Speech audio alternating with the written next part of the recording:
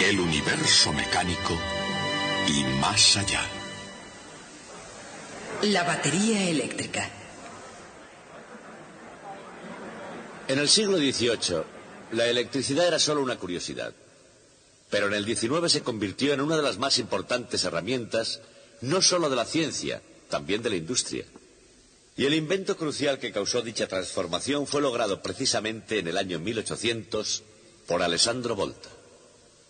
Se trata, naturalmente, de la batería eléctrica. Quisiera haberles traído la batería de un coche, pero esta mañana, cuando fui a una exposición de automóviles, resultó que lo único que tenían era un limón. Así que he pensado hacerles una pila con este limón. Pero si queremos usar esto como batería, necesitamos también electrodos para extraer la electricidad. Así que pondré un clavo de zinc. Así. Y un clavo de cobre. Así. Y para mostrarles que esto es una batería, voy a conectarla a ese galvanómetro o voltímetro digital de ahí. Observen. Cuando lo conecte verán que marcará un poco menos de 1 voltio. A propósito, el voltio se llama así por Alessandro Giuseppe Antonio Anastasio Volta. Como tanto nombre era muy largo a la hora de utilizarlo, se quedaron solo con el final, pero como seguía siendo largo lo abreviaron a voltio. Y por cierto, el galvanómetro se llama así por Giuseppe Galvani. Y esos dos, Alessandro Volta y Giuseppe Galvani, son los personajes principales de la historia que vamos a contarles hoy. En todo caso, sería estupendo que pudiéramos hacer algo más con nuestra batería de limón que conectarla a un simple voltímetro. Sería estupendo, por ejemplo, poder poner en marcha este motor eléctrico con ella. Puedo intentarlo conectando el motor eléctrico a mi batería de esta forma. Pero si hago eso y luego doy al interruptor, no pasa absolutamente nada.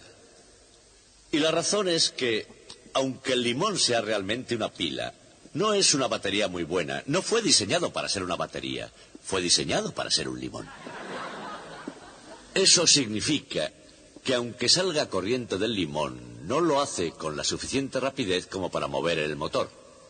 Lo hace muy, muy lentamente. Pero hay un remedio para eso. Lo que tengo que hacer es recoger y almacenar la corriente del limón en una botella de Leyden, o en una versión moderna de una botella de Leyden, en este condensador. Así que lo que haré es desconectar el motor de la batería, por el momento, y en cambio conectarla a la botella de Leyden, o condensador. Tardará un poco, pero durante ese tiempo esto se cargará. Y finalmente el voltímetro marcará lo mismo que marcaba antes. Y cuando eso suceda, yo podré poner en marcha el motor con el limón. Pero como esto tardará un poco, vamos mientras tanto a continuar con nuestra historia de hoy, que es cómo funciona de hecho la batería eléctrica.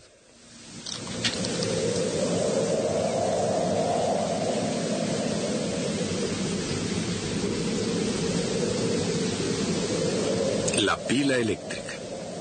Se conoce aproximadamente desde el siglo XIX. Con varios tipos de envolturas y en una gran variedad de situaciones. Pero ¿cómo funciona de hecho? ¿O cómo no funciona cuando ocurre el caso? De camino hacia la respuesta, y esto es cierto en cualquier tema científico, parte del atractivo consiste en cómo llegar a ella.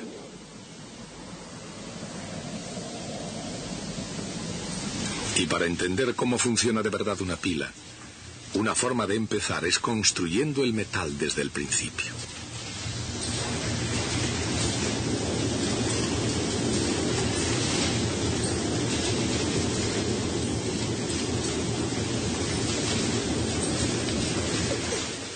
Empezaremos con un simple ion positivo. Es un átomo que ha perdido exactamente un electrón. Como tiene una carga positiva, crea energía potencial de atracción, como vemos aquí en el gráfico, para ese electrón que falta. Coloquemos entonces más iones, juntos, uno al lado de otro, añadiendo justo los electrones suficientes para formar un sistema eléctricamente neutro.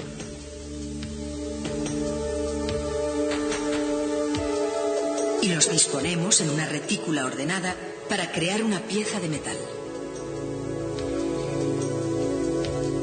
Una imaginaria carga de prueba detectaría que no hay camino en la energía potencial y por tanto no hay fuerza ni en el interior ni en el exterior del metal. Pero hay verdaderamente un electrón en el interior del metal que se ve afectado por todos los iones y electrones excepto por sí mismo, mientras que él da lugar a una energía potencial neta. Si ese electrón se mueve de una parte a otra del metal, hay un flujo de electrones que se mueven para reemplazarlo, de modo que haya la misma energía potencial en todas partes. Eso quiere decir que de hecho no hay fuerza que impida que un electrón se mueva libremente por el metal. Pero fuera de la superficie del metal, no hay más iones ni otros electrones que ayuden a equilibrar las fuerzas. O sea, que para hacer salir un electrón fuera del metal, se requiere una potente fuerza que cree un verdadero potencial eléctrico y deje una carga positiva neta en el metal.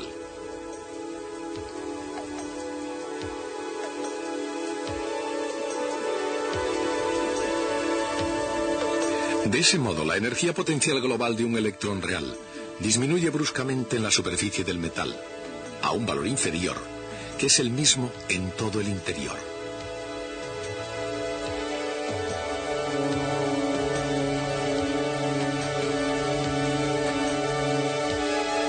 Los electrones de un metal también tienen energía cinética, pero insuficiente para escapar.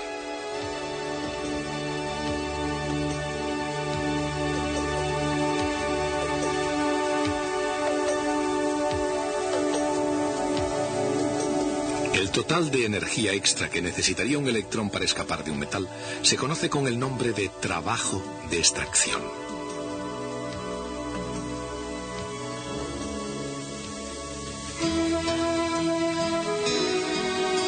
Alessandro Volta apareció en escena antes de que ningún otro fuera capaz de construir una batería eléctrica, y mucho menos de ver el funcionamiento interior de un metal.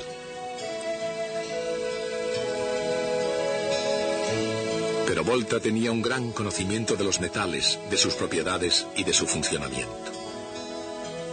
A ese respecto, Alessandro Volta estaba considerablemente adelantado a su tiempo.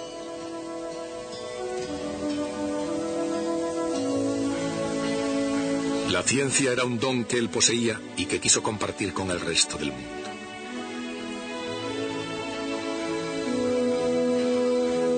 En 1775 escribió a un amigo en Inglaterra, describiéndole un reciente invento que él llamó electróforo perpetuo, es decir, el perpetuo depósito de electricidad.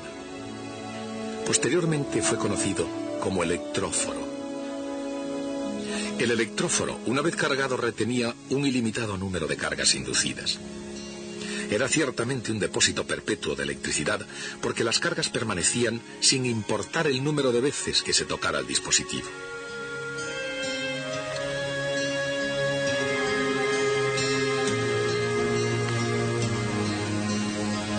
La comunidad científica alabó el logro de Volta y en Inglaterra Joseph Priestley lo consideró el invento más significativo desde la botella de Leyden.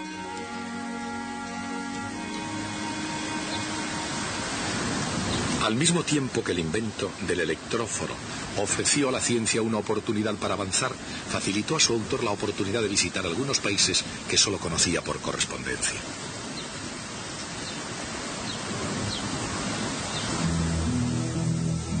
Por ejemplo, en Holanda, Volta estudió la famosa máquina eléctrica de Martinus van Marum.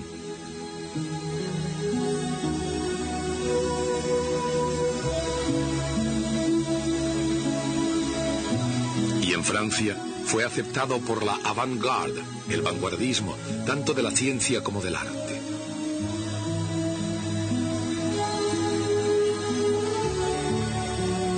París era la ciudad de Pierre-Simon Laplace, astrónomo y físico matemático, y del gran químico Antoine Lavoisier.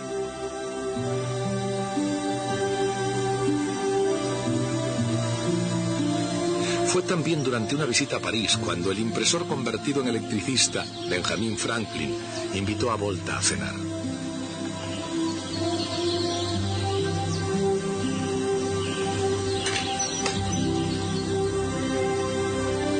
Volta llegó a París en 1781 y durante su estancia perfeccionó muchas cosas en el campo de la ciencia. De hecho, en palabras de un admirador parisino, Volta era el Newton de la electricidad. Y era por eso natural que visitara las universidades inglesas antes de volver a Italia.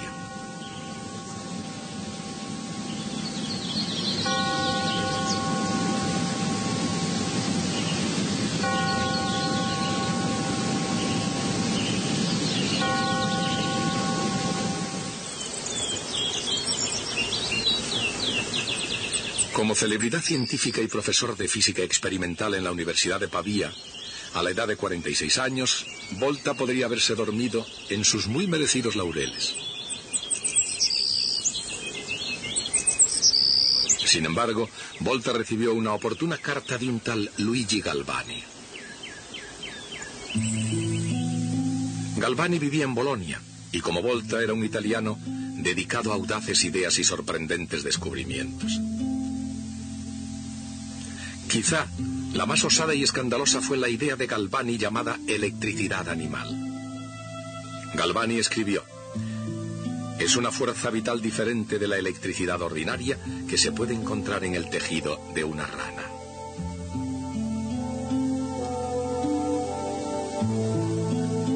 Tanto entonces como ahora, un impulso eléctrico hacía que un anca de rana diese una sacudida.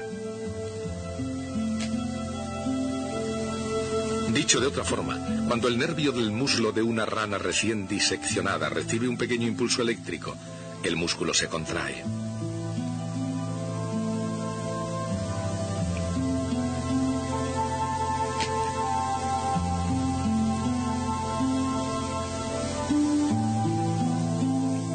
Observando las sacudidas de un anca de rana amputada, Galvani descubrió que esos impulsos nerviosos que excitaban a los músculos a actuar son realmente señales eléctricas.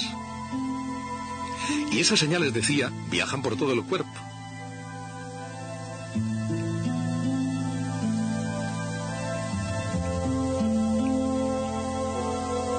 Pero Galvani creía que se trataba de electricidad animal almacenada en el nervio de la rana, igual que la electricidad ordinaria se almacena en una botella de Leyden. Pensaba que una descarga de electricidad animal era lo que hacía moverse al músculo.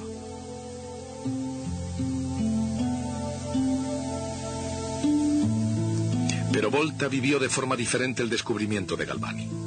Más que detectar la llamada electricidad animal por todo el cuerpo, Volta encontró ese impulso solo en el anca de la rana.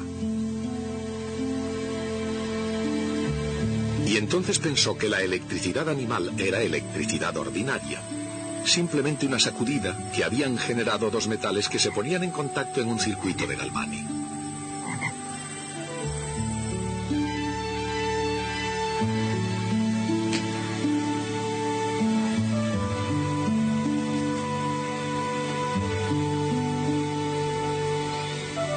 Incluso hoy hay una cuestión muy significativa en el núcleo del argumento de Volta. ¿Por qué se crea un impulso eléctrico cuando un metal entra en contacto con otro metal?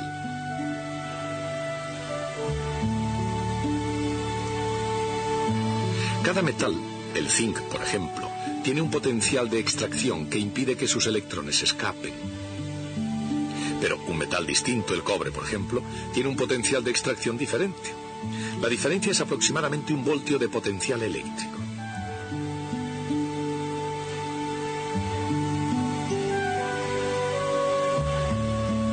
Cuando se ponen en contacto dos metales, desaparece la barrera en la superficie de contacto y los electrones quedan en libertad para fluir hacia el metal cuya energía total sea menor. Cuando los electrones fluyen, el metal que abandonan queda con carga positiva y el metal donde se introducen queda cargado negativamente, creándose una diferencia de potencial electrostático que finalmente equilibra la diferencia de energía. Entonces se detiene el flujo. Si separamos ahora esos dos metales, cada uno tendrá una carga eléctrica neta, y entre ellos habrá una diferencia de potencial electrostático.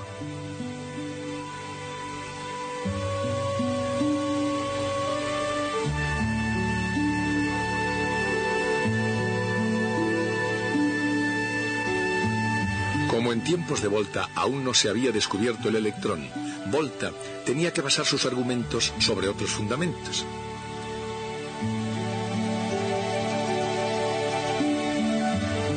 Así que inventó la pila voltaica que recordaba a una anguila eléctrica. Su intención pudo muy bien haber sido la de sorprender a Galvani. En el caso de la anguila, una de las razones por las que produce electricidad es porque hay una determinada cantidad de humedad que fluye entre los discos de sus aletas. Y actúa como un electrolito, es decir, un fluido conteniendo iones positivos y negativos en solución.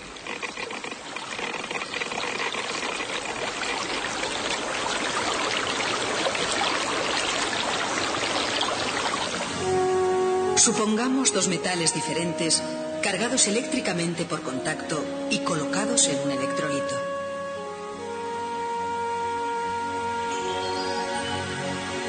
El metal que tiene exceso de electrones atrae los iones positivos de la solución. Cuando los iones positivos tocan la superficie, pueden extraer el exceso de electrones del metal.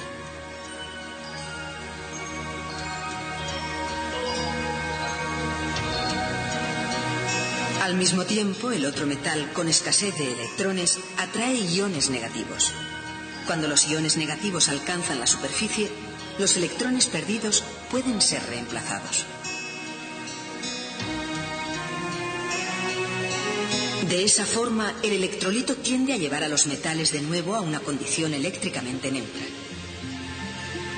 Si de nuevo entraran en contacto directo, una nueva corriente de electrones volvería a fluir debido a la diferencia que existe entre sus potenciales de extracción. Pero ahora, debido al electrolito, el flujo no se detiene. Los electrones seguirán fluyendo de un metal a otro y serán reemplazados continuamente por los iones de la solución, hasta que toda la energía química de la solución se haya consumido.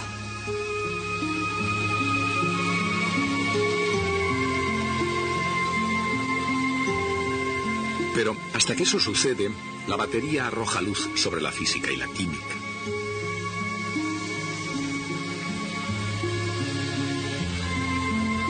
Las reacciones químicas en la superficie de separación entre electrolito y un metal suministran electrones extra listos para fluir.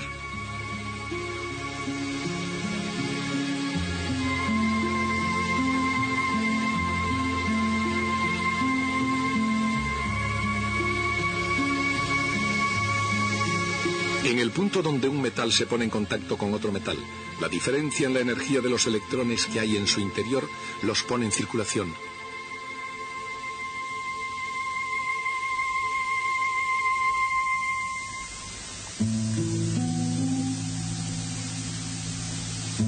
A través del circuito eléctrico y de vuelta a la solución, donde completan la reacción química. En resumen, la energía química se convierte en energía eléctrica hasta que los elementos químicos se consumen y la batería se agota.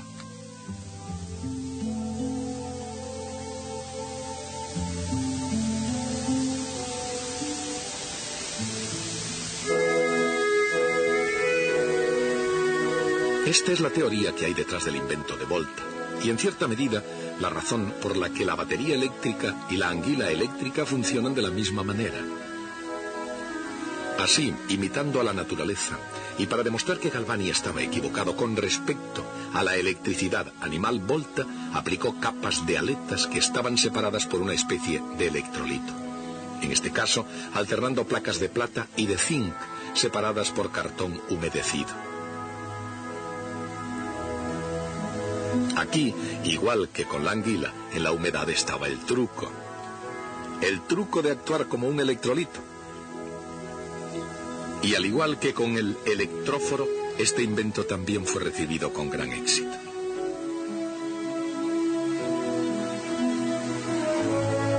Por ejemplo, Napoleón Bonaparte, un emperador siempre interesado por los acontecimientos de actualidad, alabó el invento de Volta como el más importante de todos los tiempos.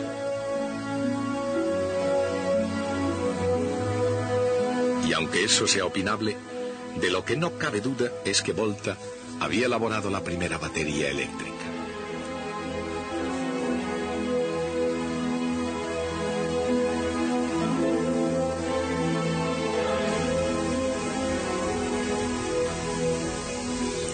Tanto en el pasado como en el presente, la composición de una batería eléctrica son dos piezas de metales diferentes en una solución electrolítica.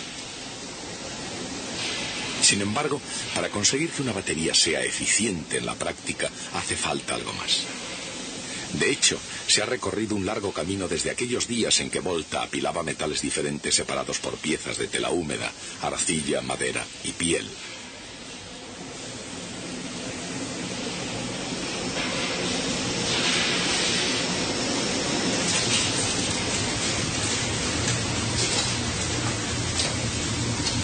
Ahora, por ejemplo, los hornos funden pesadas barras de plomo.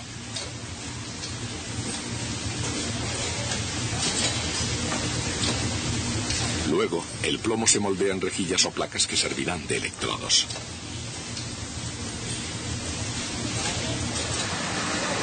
Aquí, las placas se recubren con una pasta, una mezcla de óxido de plomo, ácido y agua.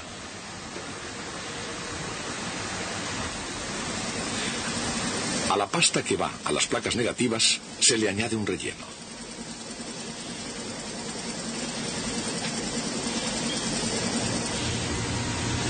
Después se ensamblan las placas alternando positivas y negativas con una trama de fibra de vidrio entre cada par de placas.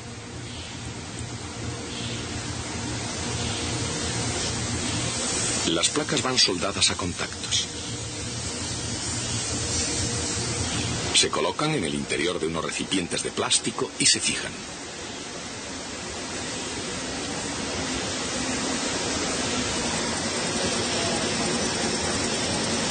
Los recipientes se rellenan con una solución de ácido sulfúrico.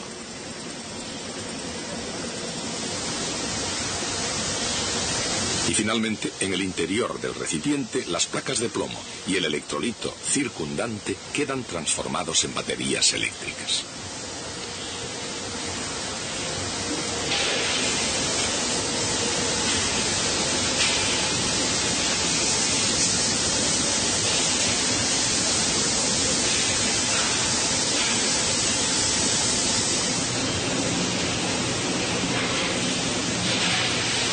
Pero si ambos electrodos están hechos del mismo material, es decir, si ambos electrodos son de plomo en vez de, digamos, zinc o cobre, ¿cómo pueden funcionar entonces esas baterías?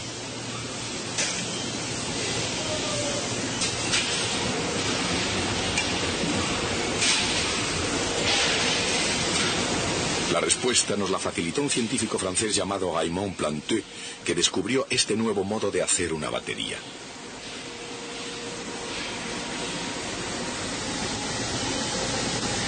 Puso dos electrodos del mismo metal plomo en un electrolito, una solución débil de ácido sulfúrico, y luego aplicó un voltaje entre los electrodos conduciendo la corriente eléctrica por la solución.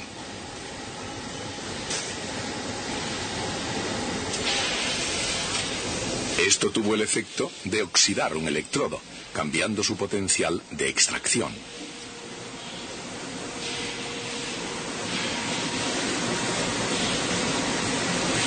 Después de eso, el principio es el mismo que el de la pila de Volta, pero esta nueva batería tenía una gran ventaja: ser reversible. Una vez cargada, ya se podía utilizar. Y después de usada y descargada, se podía cargar de nuevo. Esa es la idea básica del moderno acumulador plomo-ácido, la batería del automóvil. Por supuesto que el automóvil de hoy tiene muchas más cosas que una batería. Pero a pesar de todo, es eso exactamente lo que hace que esas complejas máquinas se pongan en marcha. Así que todos los conductores del mundo le deben mucho a Alessandro Volta. Tanto los que merecen alabanzas como los que merecen críticas ácidas como un limón.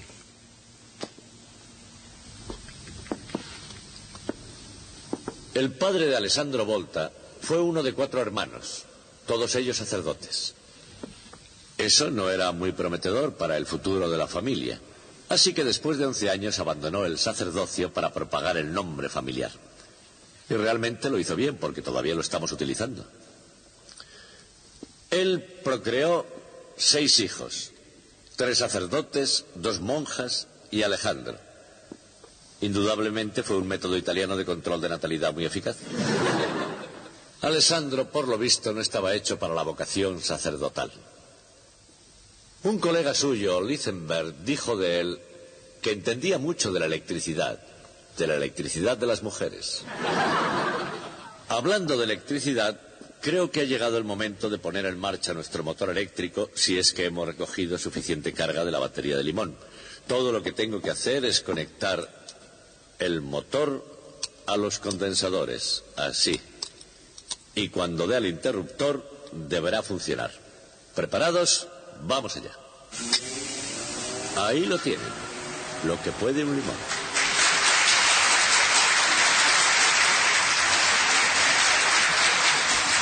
Bien, como ya no tengo forma de mejorarlo, seguiremos con estas cosas otro día.